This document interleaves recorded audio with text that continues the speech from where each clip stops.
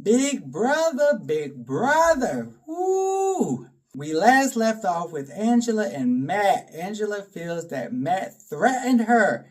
And baby, little crazy eyes did get a little intense. For all purposes, we'll say intense. Not sure if he threatened her as she proclaims, but the episode ends with her thinking about putting good old Matt up on the block. And then we get to good old Wednesday. Angela, she has time to reflect. She has time to think. She has time to just dig into the camera feed. However, baby, I do not think she got it right. But before we get into all that, let's start from the beginning. The narrator had me tickled. He said 2 singers in the Chubby Chaser. I don't care what y'all say. The narrator is just as much as part of Big Brother as anybody else. And that man is hilarious. I am still weak that he called these folks 2 singers and the Chubby Chaser. So after Angela nominates her 3 people, Chemo starts crying and he talks about his childhood and how this is a trigger as he thinks about the rejection, thinks about being overweight, thinks about all the negative things about growing up LGBT. It is sad, but I also think it's out of place. Like, bruh, you really didn't talk to anybody and you thought you was just going to fly under the radar. Come on now, it's Big Brother. You got to make some type of connection and you didn't, and that's why you ended up on the block. So let's not make it more than what it is. However, I definitely understand where he's coming from. Growing up LGBT is not always easy and probably does feel like he is back growing up and he's not genuinely connecting with anybody. So can see the trigger, but save it for your mama. You're on the block. Focus on getting off the block. Kenny act like he's not worried. He's thinking he could just beat the other 2 easily. So he's saying that this is going to be an easy week to get off of the block. So let's just see if that confidence is going to pay off or will it bite him in the ass? Because everybody who thinks they are comp beast ends up being the loser of the comp and finds egg on their face. Will the undercover cop get busted or will he prevail? Lisa, her delusional ass, talking about she made connections, she don't know why she got nominated. Baby, because we sick of that fucking glitter. You putting glitter on everybody's face. One, stop touching people in their face. We don't know where your little nasty hands been. We don't know what's in that glitter. You break my face out and we fighting on national television. You could just go ahead and kick me out, Big Brother. Stop putting your hands in people's faces, little nasty. Nobody wants that nasty ass glitter. Stop it. Stop. Your ass is on the block because you're weird. You're a weirdo. And we only need 1 chef, all right? And Tucker already said your ass can't cook. Be making these dishes that nobody wants, all right? Keep it simple. Kiss. Kiss method works every time. So now let's talk about good old Matt. Angela does not put Matt on the block even after debating about it. They do have a little powwow moment and it seems like all is forgiven. But then Matt doesn't thank her. He doesn't hug her. He doesn't acknowledge her. And now Angela is starting to get pissed. Is this warranted? I don't think so, baby. Nobody owes you nothing. You decided not to put him on the block, and that is on you. He don't owe you shit. But now you are starting to get in your feelings, and now paranoia is starting to take over. And this is what self-saboteur is absolutely real. RuPaul says it best every season. Don't let your inner saboteur take you out the game. Well, she is tossing and turning. She flipping and tripping and whining and crying. She is making up shit in her head that is not even in play. And she even ruins her own alliance. Her team members walk up to her room. They have formed the collective. She is the 9th member of the collective. And she doesn't even believe that the collective is real. She thinks it is all conceived by Matt. And that the collective and Matt are out to get her. Ooh, baby could be more wrong. But that's what she has perceived, and that is now her reality. Perception is reality, people. And in her case, she's on a slippery slope. Can she backtrack, or will she dig a hole, bury her ass in it, and be out of the game? We shall see. If this ain't the biggest I don't give a fuck, and I really don't care about your feels, and I'm not even really interested in playing the game with you. Angela and Lisa's interaction is very odd. Angela's talking about combing her hair or not combing her hair. Can't find her comb. Lisa trying to figure out why she on the block. Angela's over there crying. Lisa like, save your tears. Save them crocodile tears for your mama. I want to know why my ass is up on this block as a nomination. Angela's trying to tell her she sees her as a friend. Lisa ain't buying that shit. She said, no ma'am, no ham, no pink lemonade. She said, I ain't trying to be your friend right now, but what you need is an ally. And she does need an ally. That, my friend, is true. She thought, even though she has 8, that's all part of the collective, she don't believe that that's a real alliance. So that baby will need an ally. Especially if she's going to blow this up, because she is in self-sabotage mode. Either way they go, they patch some shit up and they move on with their merry way. Lisa ain't buying it. Angela don't give 2 fucks.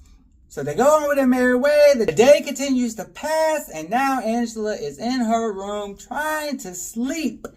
And baby, the devil is on her shoulder, showing her everything but the truth, but the reality. Here's the apple, babe. I want you to eat it and sink your teeth into pure fiction.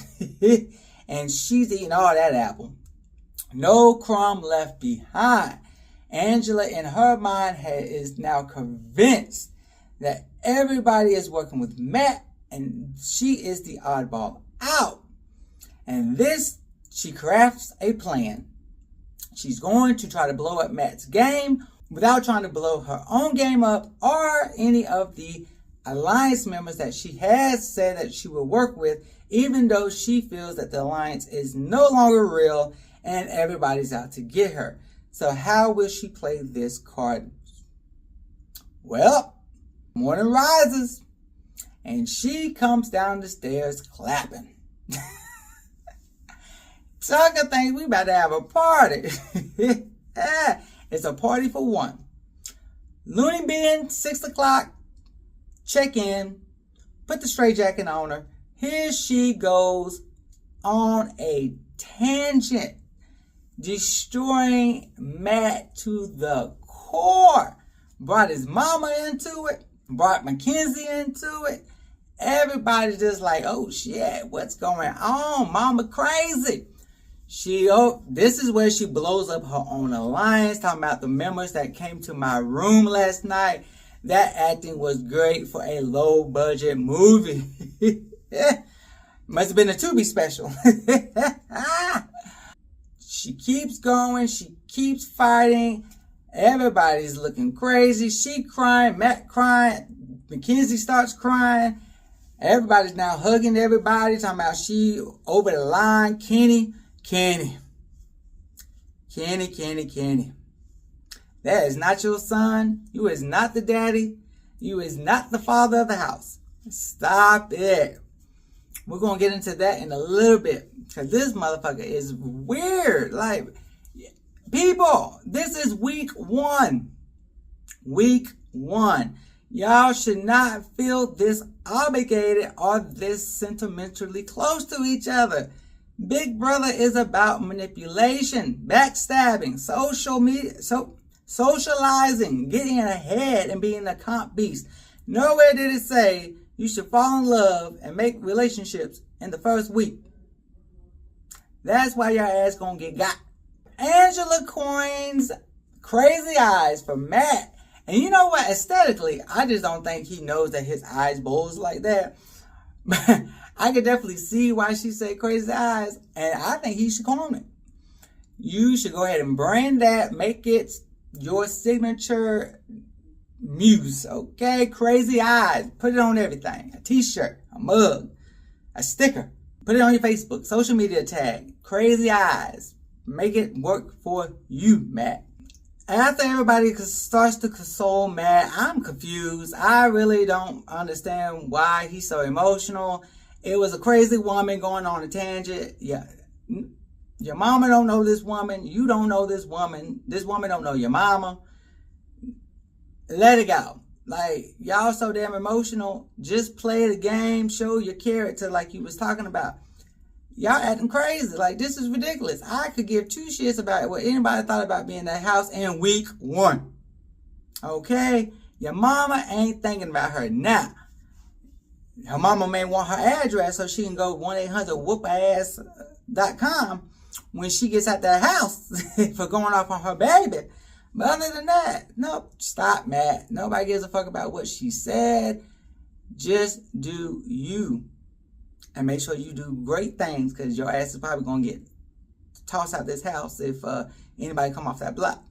While Angela hasn't totally burned down every bridge, everybody is starting to side-eye if they can work with Angela.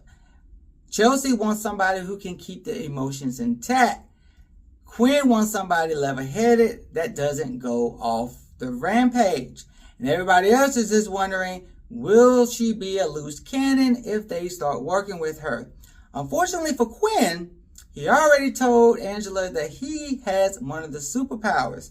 So he might want to tread lightly so that Angela doesn't blow up his game. This is why I think Lisa got it right. She was very smart not to pick Matt. Why would you pick Matt? No. Stay away from that drama. Absolutely. But absolutely stay away from that drama. But smartly, she picks Brooklyn. She's flying under the radar. Not many people are looking at her as a threat or an ally. Even though she is in the collective, she really hasn't emerged as a positive or a negative in the game. So it makes perfect sense. Just go ahead and pick her. She really has no affiliation to anybody at this moment, and she is a great pick. So Lisa, good job on not wasting a pick, but also not allowing the pick to influence the game if the pick should happen to win. So more consoling, more talking. Everybody is starting to rally-ish behind Matt's feeling because he breaks down. Brooklyn shows her mom's side. So sweet. But she also doesn't expose herself too much as being too much of Team Matt. So everybody moves on with their day, and now we come to the veto. Good old Veto is a spelling bee. And for some of these mofos, spelling is not their forte. Listening to instructions is also not their forte. So in the spelling bee, you can delete letters. Well, Kenny deletes E. Lisa deletes H. Why the hell she picked H? I have no idea. Because who the hell would have thought about spelling a word that even has an H in it? I don't know. My spelling bees out there. What letter would you have chosen off the back that had an H? All right, so we see camping. We see pipers. Chemo. He deleted E, and you continue to spell pipers. Yeah, he wasn't going nowhere. Did not help him at all. Not at all. But Lisa transformed. Okay, come on, 9-letter word. She ends up winning the veto, and of course, she takes herself down, which means Angela has to pick another nom. Who does she pick? Well, yours truly, she picks Matt. And then the camera cuts to Mackenzie and Matt talking about Mackenzie using her special power to save Matt. No, baby, it's week 1. Let that mofo either sink or swim on his own. No. But at the veto, she does not use her superpower to save Matt. So now Matt, Chemo, and Steven all have to go to the AI arena. Matt is confident. But is he too confident? The episode ends with Angela saying, "My eyes are locked on you, crazy eyes." Whatever happens, I hope Angela can handle herself in week 2 when she is no longer head of household. We have seen this before where the singers act a fool in week 1 and is shown the door in week 2. So hopefully for her sake, Matt does leave and she can rekindle friendships, because if Matt should end up staying, her ass is probably going to be grass. All right. That was your Wednesday Veto episode. Tune in when I recap Thursday's live eviction. It is your boy EJ with Justaboyandhiscamera Productions.